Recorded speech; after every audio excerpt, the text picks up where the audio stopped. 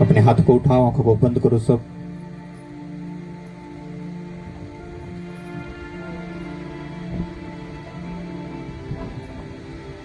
अंगीकार करो कि सर्वशक्तिमान परमेश्वर, जो वचन मैं सुनूं वो 100 गुना फल लेके आऊं। कोई अंधकार की शक्तियां आज के वचन को मेरी जिंदगी से, मेरे हृदय से चुरा ना सके। आज का वचन हमारी जिंदगियों में 100 गुना फल लाए। यीशु मसीह के सामर्थ्य नाम में सब लोग मांगते हैं, आमीन, हालेलुया। अब ब्लेस हो यीशु मसीह के सामर्थ्य नाम में। अपनी बाइबल को खोलो सब जन।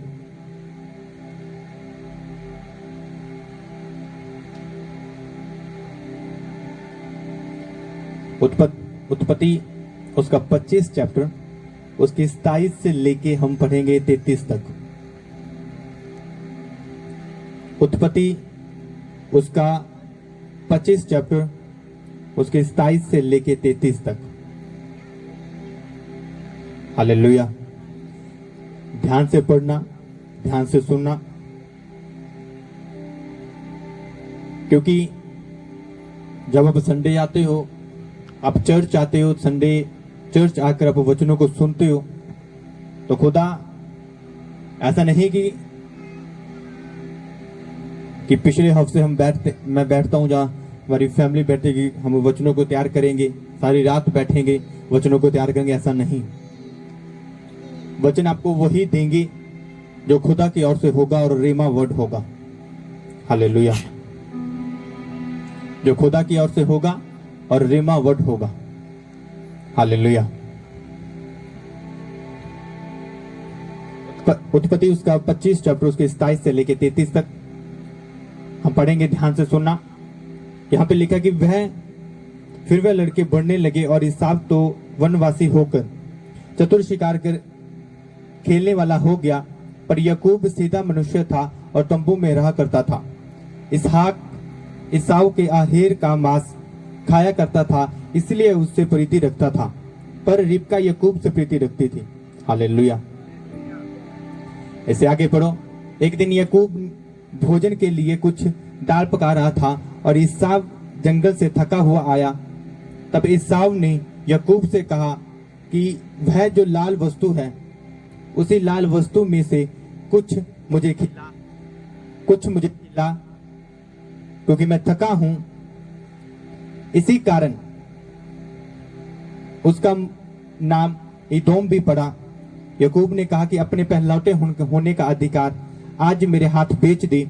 इसाव ने कहा कि देख, मैं अभी तो मरने पर हूं, इसलिए पहलौठे का अधिकार मेरे किस लाभ का होगा। याकूब ने कहा कि मुझसे अभी शपथ खा। अंत उसने उससे शपथ खाई और अपने पहलौठे होने का अधिकार याकूब के हाथ बेच दिया। हालेलुया। जो खुदा ने, जो वचन आपने पढ़ा,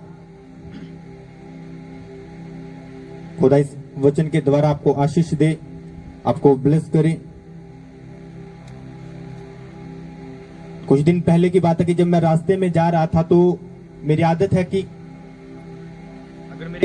अगर मेरे साथ कोई बैठा हो, अगर जान पहचान वाला हो तो मैं उससे बात करूंगा, अदरवाइज नहीं।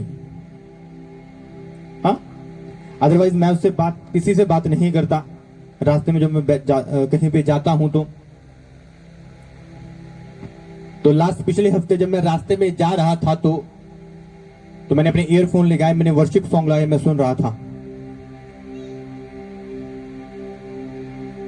तो खुदा ने जब मैं उन वर्शिप सॉन्ग को सुन रहा था, अपनी आंखों को बंद करके बैठा था, मैं ऐसे मतलब मैं सोने के मूड में था कि मैं सो जाऊं, अभी 1 घंटे का रास्ता है तो मैं सो जाऊं। जब मैं वो आंखें बंद करके वर्शिप सॉन्ग सुन रहा था तो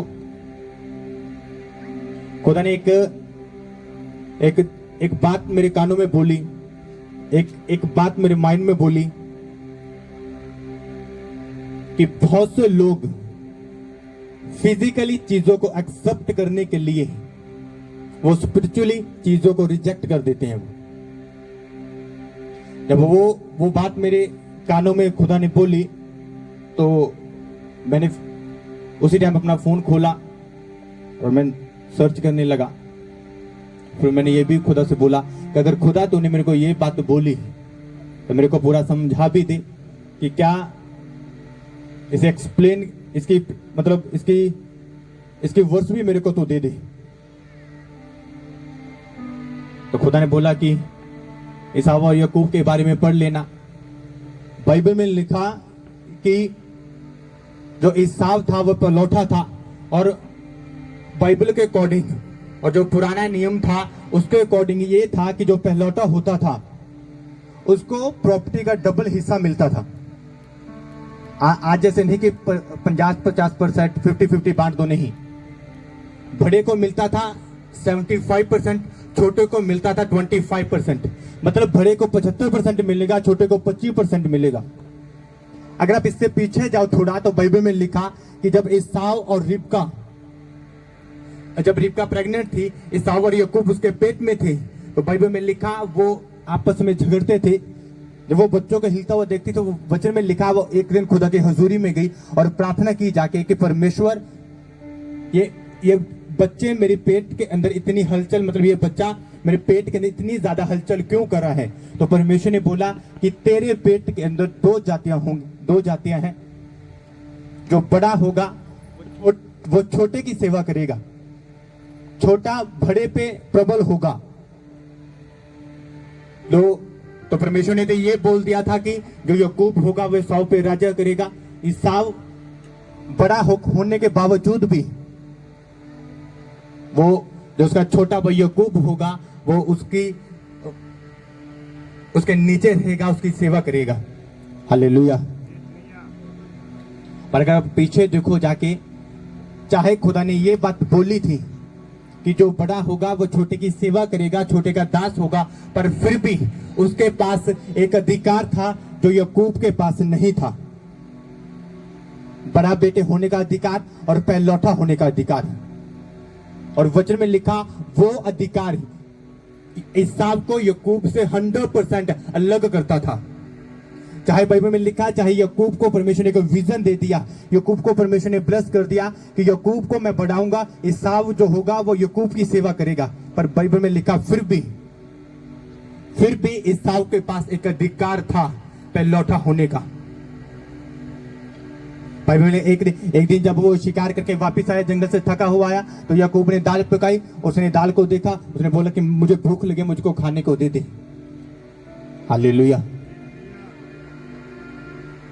अगर आप कॉन्शियस के साथ चलने वाले होगे, अगर आप स्पिरिट के साथ और दिमाग से चलने वाले होगे, तो याद रखो शैतान कभी आपके साथ खेलेगा नहीं। शैतान कभी उन लोगों के साथ खेलते हैं जो स्पिरिचुअली नहीं चलते और मेंटली वो नहीं चलती। हालेलुया। जो लोग शरीर अपनी फिजिकली चलते हैं ना, जो अपनी बॉडी के अनुसार चलते हैं, जो शरीर को ज्यादा काम में लाते हैं, अपने माइंड को, अपनी स्पिरिट को कम काम में लाते हैं, वचन लिखा शैतान उन लोगों के साथ खेलता है। हालेलुया। वचन में लिखा जो ईसाव था वो अपनी बॉडी का पूरा जोर लगाता था वो जंगल में शिकार करने के लिए। उसे ऐसा था कि मैं शिकार करने वाला हूं, ठीक है, मेरी बॉडी के अंदर पावर है, मेरी बॉडी के अंदर बहुत ज्यादा जान है। हाँ, मैं शेर को मार सकता हूं, मैं भेड़ियों को मार सकता हूं, मैं हिरन को मार सकता हूं, मैं किसी को भी मार सकता हूं। पर बाइबल में लिखा याकूब दिमाग से चलने वाला इंसान था। वो घर में तो था पर दिमाग से चलता था। उसने बोला कि जो तूने दाल पकाई है, इस दाल में से थोड़ा सा मेरे को दे दे। उसने अपने माइंड में सोचा अगर इसको दाल इतनी ज्यादा चाहिए तो क्यों ना मैं इसके साथ एक सौदा करूं। हाँ, इसे दाल के बदले मैं इसका पहलौठा होने का अधिकार में से ले लूं। हालेलुया। पुराने टाइम पे ऐसा होता था, अगर किसी ने शपथ देके बोल दिया हाँ कि मेरा ये चीज तेरी, तो वो ऐसा होता था कि क्या कहते हैं ना कि जान जाए प्राण जाए पर वचन ना जाए, वो वैसा होता था। तो याकूब ने बोला कि मैं तेरे को दाल दूंगा पर उसके बदले तो अपने पहलौठा होने का अधिकार मेरे को भेज दे। उसने सौदा किया। और एसाव ने देखा। परमेश्वर आपको आशीष दे। हमारे YouTube चैनल को सब्सक्राइब करें ताकि आप प्रभु के गहरे भेदों को जान सके और परमेश्वर में बढ़ सके और जाने कि कैसे दुष्ट आत्माओं से और कैसे बंधनों से आजाद हो सकते हैं।